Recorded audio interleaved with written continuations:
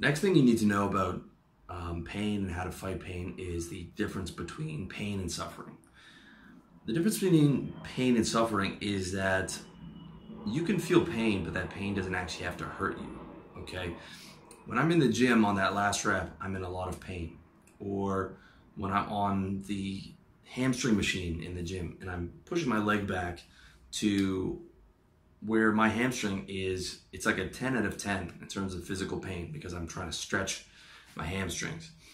And if I had to deal with that pain on a daily basis, it would be really difficult. But in that situation, that pain is not actually hurting me. I'm not suffering in the way that I would from some other type of pain, because I'm just observing that pain. And in some cases, like on the last rep of a set, if I am beating my personal best, I'm actually enjoying it because I've done something productive. Okay, so it's only when you let pain hurt you that it becomes suffering. Otherwise, it is just something that you are observing. You're observing that, okay, I'm not enjoying this, or that there's pain there, but it's not actually hurting you. So that was one of the big revelations of my life, that pain doesn't actually have to hurt you. Okay, it's very important to understand. Now, I'm not saying that that's always possible. Definitely for me, it's not always possible to be able to observe that and for it not to hurt. However, as you start to master yourself, you become better at it. But we'll cover that more in some of the later sections. The last thing you have to understand before we get into actually how to handle pain is the difference between productive versus unproductive pain. All right. Now, there was this Buddhist understanding of the world, and I've been studying Buddhism and Eastern philosophy since I was about 15, that really fucked me up for a long time, which was that pleasure is based out of pain, and you can't have pain without pleasure. And to a large degree, this is true.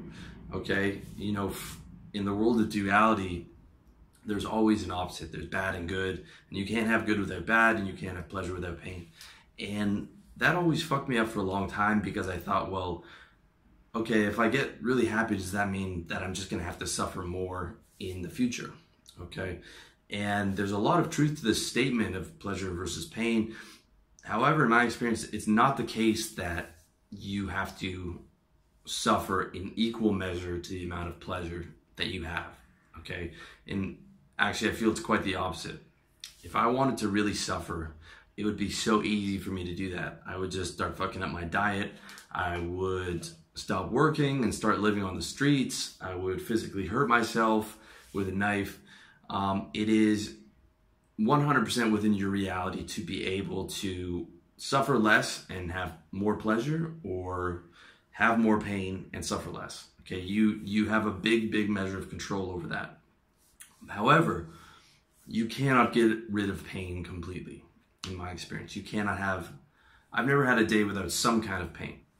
What you can do, though, is you can schedule your pain in a productive way. And you can schedule productive versus unproductive pain in the sense that that productive pain doesn't have to hurt you.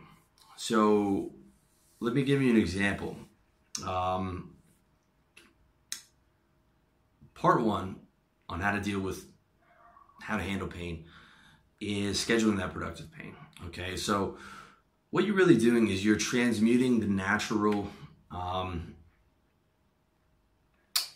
amount of pain into something that's positive. Okay, one thing that I noticed when I left sales and when I left the corporate world is I lost that feeling of, oh, that release after I'm finished a work day. I don't have that anymore because I kind of enjoy my work now. But when I'd be under pressure for 8 hours and I hate my job, just not working made me happy. Just not working and just walking home from work, didn't matter the weather, I was happy. And just on the weekends I was happy because I didn't have to go to work, because I had that scheduled suffering during the day.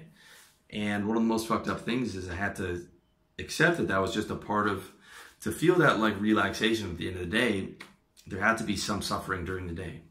And it's the same with in your physicality. For example, I don't feel really good if I don't do anything all day. But if I schedule hard cardio and some hard yoga and some hard lifting weights, I feel terrific after that because my body is now relaxed, there's less tension, and I schedule that productive suffering, and then I get that release, okay? But the good thing about productive pain, and my main points of productive pain are exercise and work. Those are productive pain points that I schedule into every day, okay? For example, doing the notes to get these videos together, there's some level of pain in that because I want it to be good. And, I want to get it really organized. And, I go back 4, 5, 6 times saying that it's not organized or it's not good enough. It's just an example. But there is always some measure of pain within my day, and it's scheduled that way. And it's scheduled for suffering, then release, suffering, then release. So I have exercise in the morning, and then a nice hot shower and a release. Then I have work in the morning, then I go for a walk and get lunch and get a coffee. So that's the release, and then I do some more work in the afternoon. And then I either go on a bike ride or I eat dinner, and then the release is like chill at the end of the night where I either read something or hang out with my friends or go hang out with a girl. So there is that scheduled productive pain plus release. And that productive pain is there, but it's not actually hurting me, okay?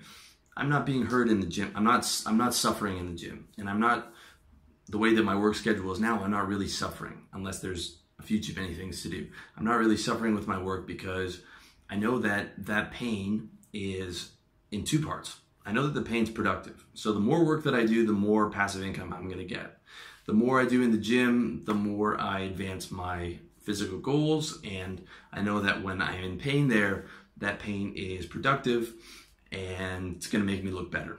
And then the second point is, I know that once that scheduled pain is over, I'm gonna feel terrific from the release. So I get 2 major pleasures out of scheduling that productive pain. I get the fact that I'm building something that's great, either working towards my goals physically or working towards my financial goals and my business goals, and I get the release that's coming afterwards. Okay, so I highly recommend you not look to completely avoid pain, but look to avoid suffering and schedule that productive pain, and you can actually enjoy that productive pain. I actually enjoy the gym. I've been working out for a long time, and I'm still not bored of the gym because I have taught myself to enjoy that struggle. I taught myself to enjoy the struggle of working hard. It would actually be harder for me to take a day off than it would be for me, to do work. It's actually harder for me to slack off than it is to do work. Okay, because I've taught myself to enjoy that type of productive pain, both in the actual journey of it and the release when it's over. So when you have that and you have that understanding, it can really be a beautiful thing. And you sort of get the best of both worlds. And it's especially important when you try to stop avoiding that kind of pain. I will sort of encourage that kind of pain because I know it's productive and I know I get the release, all right? So there is never going to be a day where you don't have some kind of pain. However, you can have many days where you don't have to suffer. Okay, I hope that makes sense.